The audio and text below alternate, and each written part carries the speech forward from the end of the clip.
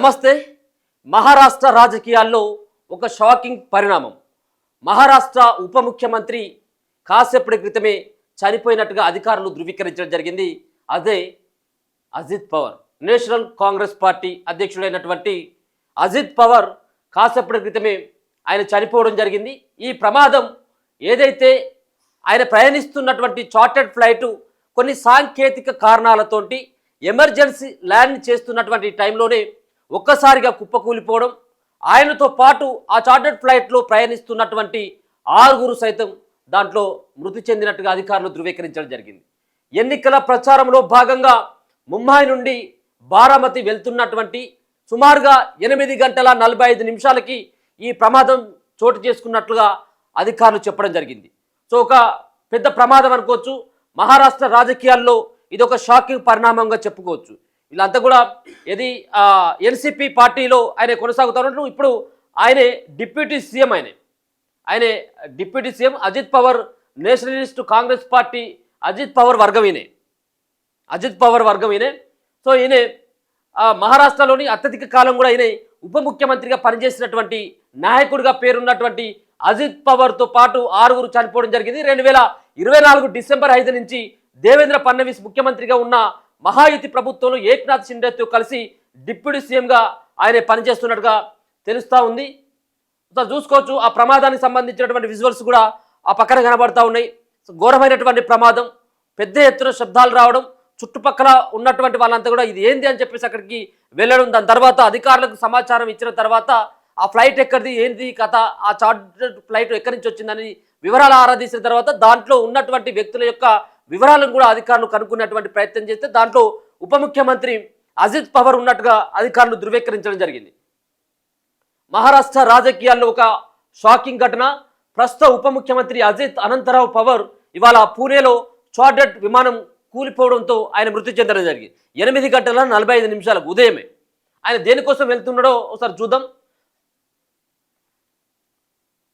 ఈ ఘటనలో ఆయనతో పాటు విమానంలో ఉన్న మరో 6 కూడా ప్రాణాలు కోల్పోయారు. ముంబై నుంచి బారామతి వెళ్తున్న ఈ ప్రైవేట్ ఎయిర్ క్రాఫ్ట్ ఉదయం 8 గంటల 45 నిమిషాల సమయంలో క్రాష్ అయినట్లు అధికార వర్గాలు తెలపడం జరిగింది. Ajit Pawar Nationalist Congress Party NCP Ajit Pawar వర్గం అధ్యక్షుడు.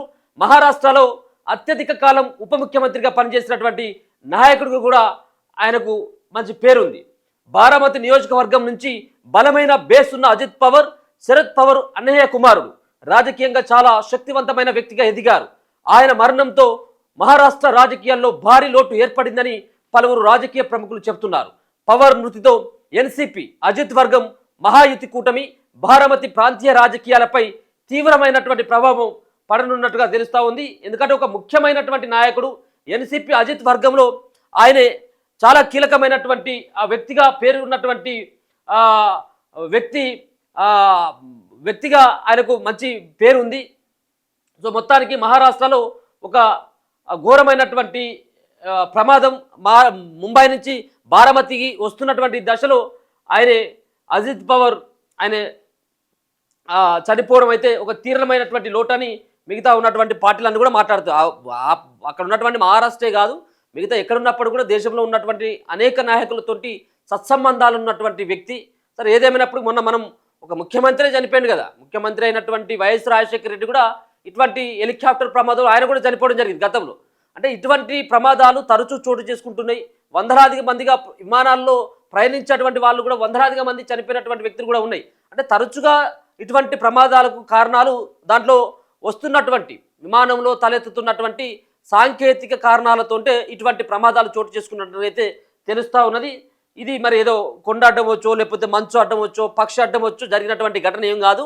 ఇది కేవలం దాంట్లో ఉన్నటువంటి అది చార్టర్డ్ ఫ్లైట్లో సాంకేతిక లోపంతో చనిపోయినట్టుగా అధికారులు అయితే ధృవీకరించడం జరిగింది.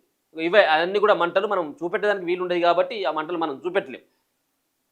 సో మొత్తానికి మరి ఆ డెడ్ బాడీ ఏమైనా దొరికిందో దాంట్లో కాలి బూడిదైంది అనేది ఇంకా స్పష్టత లేదు. మరి ఆ బాడీలు ఏమైనా బయటది అంత పెద్ద చార్టర్డ్ ఫ్లైట్ కూలిన తర్వాత పెద్ద ఎత్తున కూడా అంటే 3-4 అంతస్తుల బంగ్లా ఎంత అయితే ఉంటుందో అంత ఎత్తుతోటి మరి మంటలు వచ్చిన తర్వాత వాళ్ళు ఇంకా బయటపడేటువంటి అవకాశం ఉంటుందా? గతంలో కూడా వైఎస్ రాజశేఖర రెడ్డి ఆ శవం కూడా దొరకలేదు. అంటే కాలి మొత్తమే బూడిదైపోయింది.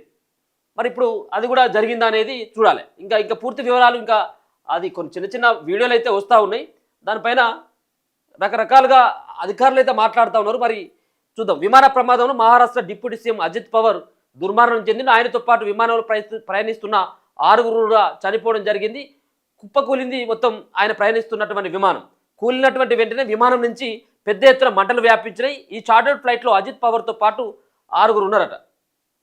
ఇవన్నీ కూడా విజువల్సే. మనం ఎట్లా చూపెట్టడానికైతే అసలు వీలు లేకుండా ఉన్నది. బారామతి బహిరంగ సభకు వెళ్తుండగా ఈ ప్రమాదం జరిగిందట.